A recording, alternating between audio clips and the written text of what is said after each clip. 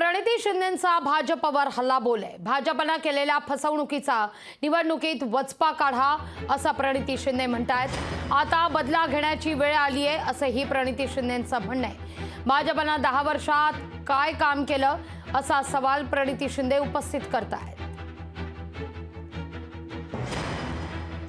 बीजेपीने तुम्हाला त्रास दिलाय त्याचा बदला घ्यायची वेळ आली आहे। कारण का दोनदा तुम्ही विश्वासाने बीजेपीला मतदान केलं, त्यांचे खासदार बनवले, त्यांचे आमदार बनवले, तुम्ही त्यांचा पंतप्रधान बनवला, मंत्री बनवले, पण तुम्हाला काय मिळालं? त्यांचा राग आहे असंच मी म्हणते, असंच व्यक्त करा। तुम्ही गप्प बसला तर कसं होईल? तुम्ही बोलायला पाहिजे रागाने। आणि ते आल्यावर आम्ही आल्यावर उगत राग आमच्यावर